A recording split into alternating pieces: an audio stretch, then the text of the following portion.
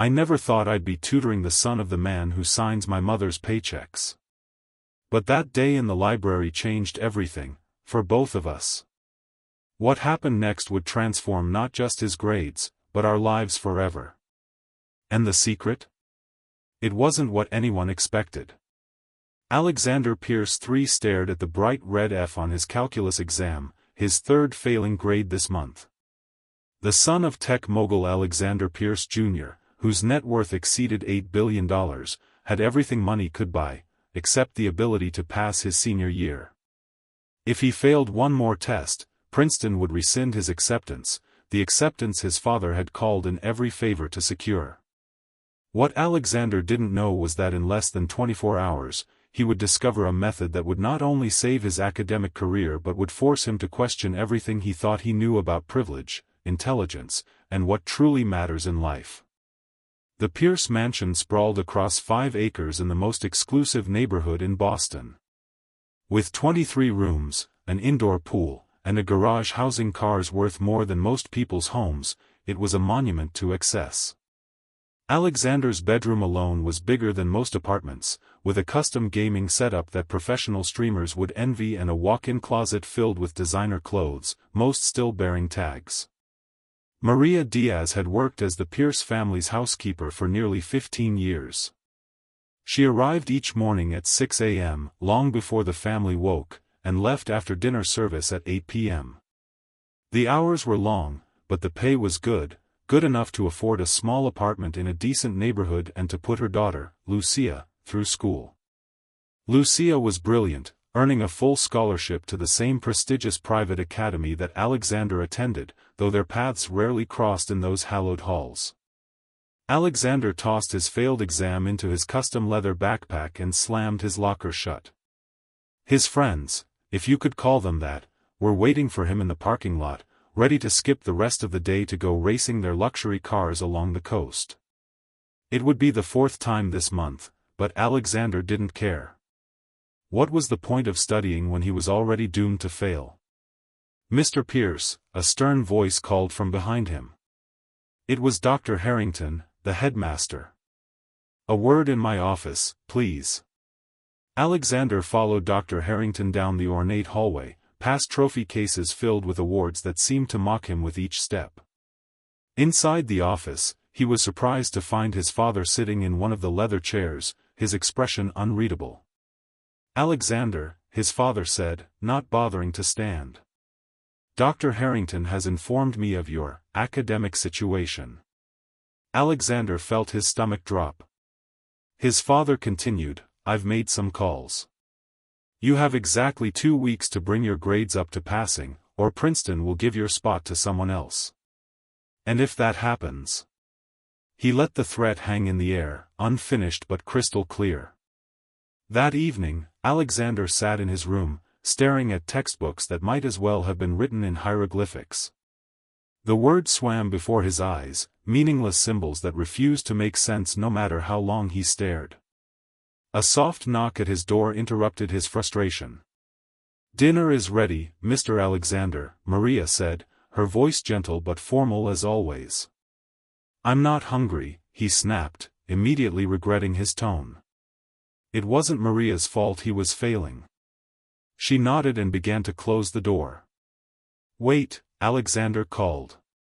"I'm sorry, Maria. I'm having a rough time with these tests." Maria hesitated, then stepped into the room. "My daughter, Lucia, she is very good with studies. She helps other students sometimes." Alexander laughed bitterly. "No offense, Maria, but I doubt your daughter can help me. I'm beyond help." Maria's expression didn't change, but something flickered in her eyes. "Lucia is top of her class. She has already been accepted to MIT with full scholarship." Alexander's laughter died in his throat. MIT? With a full ride? He had applied there too, but even with his father's connections, they had rejected him. "She will be home from her study group in 1 hour," Maria continued. "If you want, I can ask her to look at your work." Desperation made the decision for him. Fine, Alexander said. What do I have to lose? What happened next would change the course of Alexander's life in ways he could never have imagined. But first, he would have to swallow his pride and face the reality that the daughter of his family's maid might hold the key to his future. Lucia Diaz arrived at the mansion's kitchen entrance at precisely 9 p.m. She had been here many times before, waiting for her mother to finish work, but had never ventured beyond the staff areas. Tonight was different. Tonight, she would enter the main house, climb the grand staircase, and enter the bedroom of the boy whose family had employed her mother for as long as she could remember. Alexander was surprised when Lucia walked into his room. He had expected someone meek, someone who would be intimidated by his family's wealth. Instead, Lucia carried herself with quiet confidence, her worn backpack slung over one shoulder, her dark hair pulled back in a practical ponytail. She wore no makeup, no designer clothes, just jeans, sneakers, and a plain t-shirt with the MIT logo. So, she said, getting straight to business, your mom says you're failing calculus? My mom? Alexander asked, confused. Sorry, your housekeeper. My mom, Lucia clarified, not a hint of embarrassment in her voice. For the next 2 hours, Lucia worked with Alexander, patiently explaining concepts he had missed, breaking down problems into manageable steps. Her teaching style was unlike anything he had experienced before. She didn't just show him how to solve the problems, she helped him understand why the solutions worked. The secret isn't memorizing formulas, Lucia explained as midnight approached. It's understanding the patterns, seeing how everything connects. Once you get that, the rest falls into place. Alexander stared at her, a strange feeling washing over him. For the first time in years, math made sense. Not just made sense, it was actually interesting. We should stop for tonight, Lucia said, gathering her notes. But I can come back tomorrow if you want. Yes, Alexander said quickly, then added, please. I think this might actually be helping. Lucia smiled, a genuine smile that reached her eyes. Good. See you tomorrow then. As she left, Alexander realized he had never thanked her. He had never thanked Maria either, not for the thousands of meals she had prepared, the countless times she had cleaned his room, or for connecting him with her brilliant daughter. The realization made him uncomfortable in a way he couldn't quite define. The next day at school, Alexander paid attention in class for the first time in months. He took notes, asked questions, and stayed after to clarify points he didn't understand. His teachers were shocked by the sudden change, but none more than Alexander himself. That evening, Lucia returned, this time bringing additional materials she had prepared specifically for Alexander's learning style. I noticed yesterday that you're a visual learner, she explained. These diagrams should help the concepts stick better. How did you know? Alexander asked, genuinely curious. Lucia shrugged. I tutor a lot of students. You learn to recognize patterns in how people learn, just like in math. As they worked, Alexander found himself wanting to know more about Lucia, not just about her teaching methods, but about her. So, MIT? That's impressive. It's been my dream school since I was 10, Lucia said, her eyes lighting up. Their robotics program is the best in the country. Robotics? Really? Really, she laughed. I've been building robots since middle school. Won the state championship last year. Alexander felt a twinge of shame. He had attended the same school as Lucia for years and had never known about her achievements. He had never bothered to know. Their tutoring sessions continued for the next week. Alexander's grades began to improve, slowly at first, then dramatically. A D+ on a pop quiz became a B on a homework assignment, then an A on a major test. His teachers were astonished. His father, however, remained skeptical. One good test doesn't erase months of failure, Alexander Pierce Jr. said over dinner, barely looking up from his phone. Princeton won't be impressed by a last-minute scramble. Alexander felt a flash of anger, not at his father's dismissal of his progress, but at the realization that his father had never once asked how he had achieved this improvement. He had never shown interest in Alexander's education beyond the prestige of the schools he attended. That night, Alexander asked Lucia about her family. She spoke of her mother with immense pride, how Maria had come to America alone at 19, speaking little English, determined to create a better life. How she had worked multiple jobs to support them, all while taking night classes to improve her English and earn her GED. "She's the smartest person I know," Lucia said. "Not because of degrees or test scores, but because of how she solves real problems. She taught me that intelligence isn't about knowing answers, it's about finding them." Alexander thought about his own father, who had inherited his first million and parlayed it into billions through shrewd investments and ruthless business tactics. He had never seen his father face a problem he couldn't solve with money or connections. What kind of intelligence was that?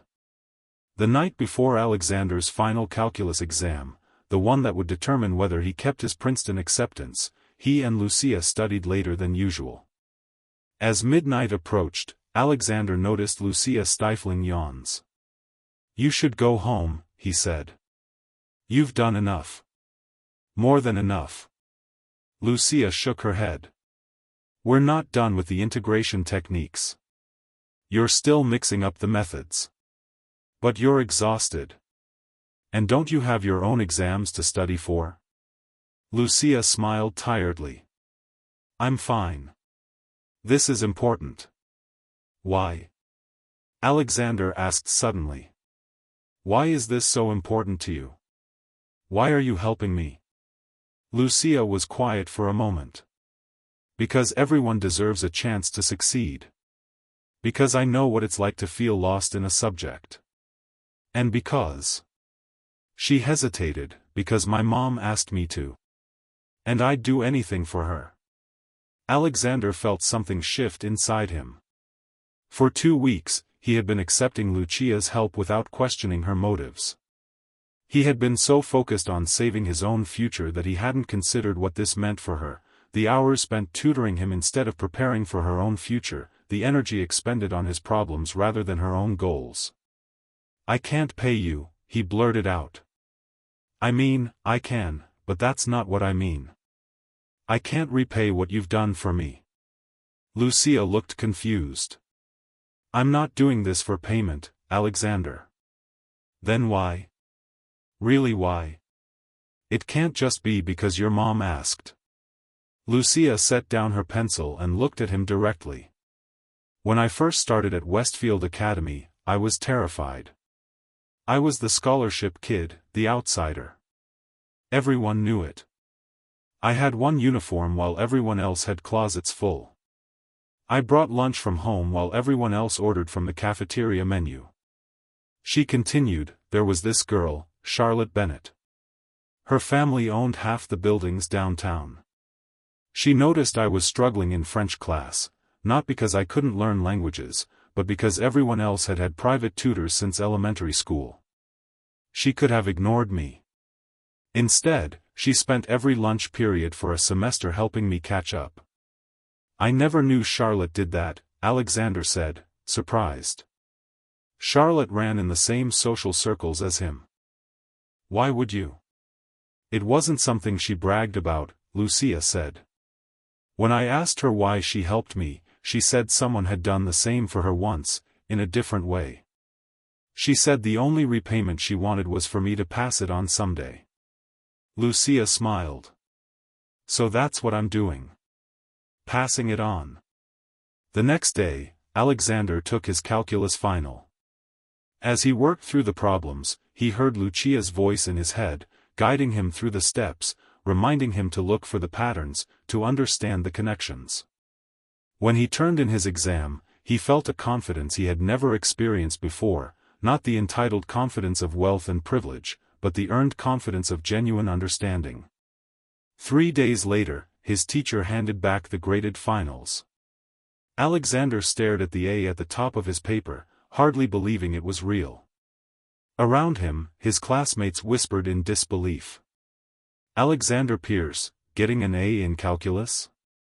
It seemed impossible. That evening, Alexander waited anxiously for Lucia to arrive. He had texted her about his grade, and she had responded with a string of celebratory emojis, but he wanted to thank her in person. He wanted her to see what she had helped him achieve. But Lucia didn't come at her usual time. Instead, Maria appeared at his door, her expression solemn. "Lucia cannot come tonight," she said. "She has been accepted to a summer research program at MIT. She leaves tomorrow." Tomorrow? Alexander felt a strange panic rising in his chest. But I didn't get to thank her properly. I didn't get to say goodbye. Maria smiled gently. "She is very proud of you, Mr. Alexander. She told me to give you this." She handed him a small envelope. Inside was a handwritten note. "Alexander. Congratulations on your A. I knew you could do it. The secret was never about the math, it was about believing you could learn, truly learn, not just memorize for a test. That's the only secret worth knowing, that real learning changes you. I'm off to MIT tomorrow for their summer robotics program. It's an amazing opportunity, but I'll miss our sessions. You're smarter than you give yourself credit for. Don't forget that. Keep finding the patterns. Lucia.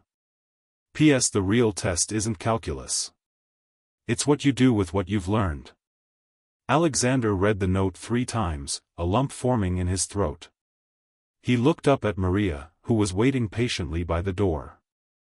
"Maria," he said, his voice thick with emotion, "I need to talk to my father." "Do you know where he is?" "In his study, Mr. Alexander. But he asked not to be disturbed." Alexander nodded. "Thank you." "And Maria?" "Thank you. For everything." Alexander found his father exactly where Maria had said, behind the massive desk in his study, surrounded by screens displaying stock prices and news headlines. "Father," Alexander said, knocking on the open door. "I need to talk to you." Alexander Pierce Jr. looked up, irritated by the interruption. "Make it quick. I'm in the middle of a deal." Alexander took a deep breath. "I got an A on my calculus final. Princeton is secure."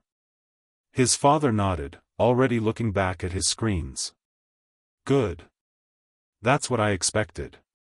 But I'm not going." That got his attention. "What did you say?" "I'm not going to Princeton," Alexander repeated, his voice stronger now. "I'm deferring for a year." His father's face darkened. "Absolutely not. We had a deal. You bring up your grades, you go to Princeton, you join the family business. That's the plan." "Your plan," Alexander corrected. "Not mine. I need time to figure out what I actually want to learn, what I'm actually good at. This past month has shown me that I've been going through the motions my entire life. I want more than that." "This is about that maid's daughter, isn't it?" his father sneered. "Maria told me she's been tutoring you." "What, did she fill your head with some working-class fantasy about finding yourself?" Alexander felt a surge of anger. "Her name is Lucia, and she's the most brilliant person I've ever met. She taught me more in 2 weeks than I've learned in 4 years at Westfield. And yes, this is about her, about what she showed me about learning, about working for something instead of having it handed to me." His father stood, his expression cold. "I didn't build this empire so my son could find himself. You have responsibilities, Alexander. Expectations to meet. Like you met Dad's expectations?" Alexander shot back. "Grandpa wanted you to take over his construction company, but you sold it the minute he died to start your tech ventures. You followed your own path. why can't I follow mine? The silence that followed was deafening. Alexander had never spoken to his father this way, had never challenged him so directly. For a moment, he thought his father might explode in anger. Instead, something unexpected happened. Alexander Pierce Jr. laughed, a short, surprised sound.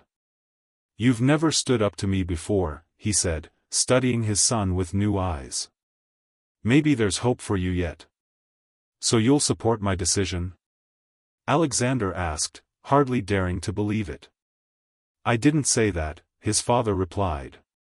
"But I'll consider it. On one condition." "What condition?" "Tell me what you plan to do with this gap year."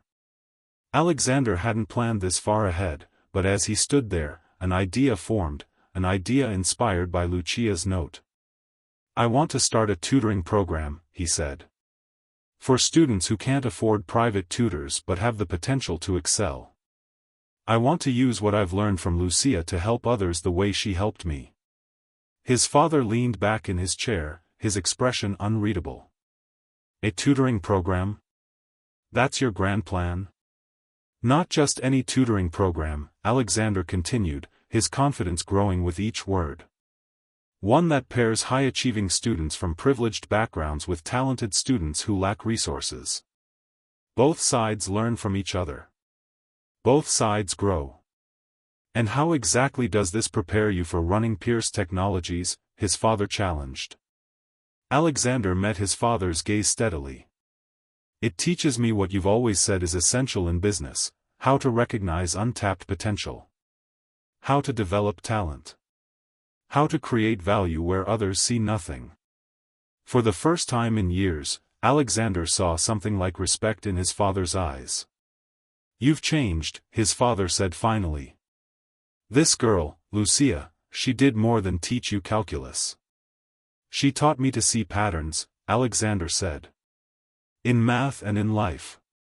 His father was quiet for a long moment. "1 year," he said at last. "Show me what you can build in 1 year. If it's worthwhile, we'll talk about your future then." Alexander nodded, a weight lifting from his shoulders. "Thank you." The next morning, Alexander woke early, earlier than he had in years.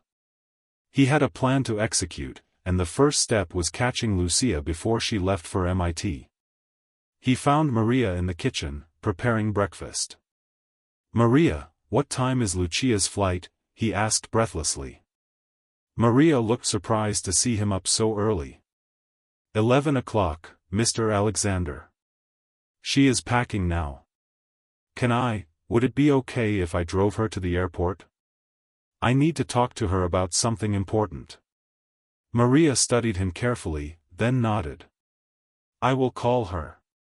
An hour later, Alexander was parked outside the modest apartment building where Maria and Lucia lived. He had never been to this part of town before, had never thought about where Maria went when she left the mansion each night. The building was clean but worn, nothing like the luxury he had grown up with. Lucia emerged with a single suitcase and a backpack, looking surprised to see Alexander leaning against his car. "Your chariot awaits," he said with a smile, trying to mask his nervousness. "You didn't have to do this," Lucia said, but she was smiling too. As they drove to the airport, Alexander explained his plan for the tutoring program. "I want to call it pattern recognition," he said. "And I want you to be part of it, not now, obviously, but maybe during breaks or remotely. You're the inspiration for the whole thing." Lucia listened, her expression thoughtful. "It's a good idea," she said when he finished. "But why are you doing this? Really?" Alexander took a deep breath. "Because you showed me that I've been wasting my potential. Not just academically, but as a person. I've had every advantage, every opportunity, and what have I done with it? Nothing. Meanwhile, you've worked for everything you've achieved, and you still take time to help others. I want to be more like that. I want to make a difference." They reached the airport too quickly. As they stood at the security checkpoint, Alexander felt a strange reluctance to say goodbye. "I never properly thanked you," he said. "For everything." Lucia smiled. "Yes, you did. You're thanking me right now, with what you're planning to do. That's the best kind of thanks. Will you stay in touch?" Alexander asked. "Let me know how MIT is." "Of course," Lucia promised. "And you'll let me know how pattern recognition develops?" "Every step of the way," he assured her. As Lucia disappeared through security, Alexander felt both loss and possibility, an ending and a beginning intertwined. The next year transformed Alexander in ways he could never have predicted. Pattern recognition started small, just Alexander and a few classmates tutoring students at an underfunded public school. But word spread quickly. Other privileged students wanted to participate, not just as tutors but as mentors in subjects where they struggled. Students from less affluent backgrounds proved to be exceptional teachers, often finding creative approaches that traditional educators had missed. Alexander discovered he had a talent for organization, for matching the right tutors with the right students, for creating systems that allowed the program to grow. He worked harder than he ever had in his life, and for the first time, felt genuine fulfillment. He kept Lucia updated through regular video calls. She thrived at MIT, her robotics projects earning recognition from professors and industry leaders alike. She offered suggestions for pattern recognition, connecting Alexander with resources and potential partners. By the end of the year, pattern recognition had expanded to 5 schools and had caught the attention of education advocates and local media. When Alexander presented the results to his father, complete with data showing improved test scores, increased college acceptances, and testimonials from participants, even Alexander Pierce Jr. was impressed. "You've built something real," his father acknowledged. "Something with impact." "So I've earned my gap year?" Alexander asked. His father shook his head. "No. You've earned the right to choose your own path. Princeton, another university, or continuing with this program, it's your decision." Alexander chose both, attending university while continuing to develop pattern recognition. The program eventually became a non-profit organization with chapters across the country, transforming educational opportunities for thousands of students. Years later, at the grand opening of the pattern recognition headquarters, funded by a substantial donation from Pierce Technologies, Alexander found himself standing next to Lucia, now an accomplished robotics engineer whose innovations were revolutionizing prosthetic limbs. "Did you ever imagine this?" he asked, gesturing at the building around them, at the hundreds of students and tutors mingling in the central hall. Lucia smiled. "Not exactly this. But I always knew you were capable of something extraordinary. You just needed to see the pattern." Alexander thought back to that failed calculus test, to the desperate boy he had been, unable to see beyond his next grade. "You know," he said, "we never actually talk about what your secret was. The one that helped me pass my tests. Wasn't it obvious?" Lucia asked. "The secret was that there is no secret.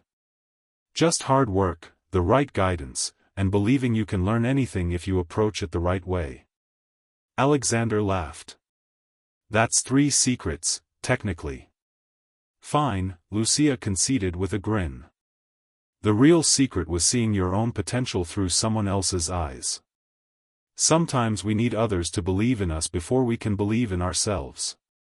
As they watched the students, from every background imaginable, teaching and learning from each other, Alexander felt a profound sense of gratitude. His life had been transformed not by wealth or privilege, but by the wisdom of a maid's daughter who had seen something in him that he couldn't see himself. "Thank you," he said simply. "For everything." Lucia squeezed his hand. "No thanks needed. Just keep passing it on." And he did, every day, with every student who discovered their potential through pattern recognition. The billionaire's son who once failed every test had found his purpose, not in test scores or Ivy League acceptances, but in helping others recognize the patterns that would change their lives, just as Lucia had changed his. If you found inspiration in Alexander and Lucia's journey, please like this video and subscribe to our channel for more stories about unexpected connections and life-changing moments. Remember, sometimes the most valuable lessons come from the most unexpected teachers.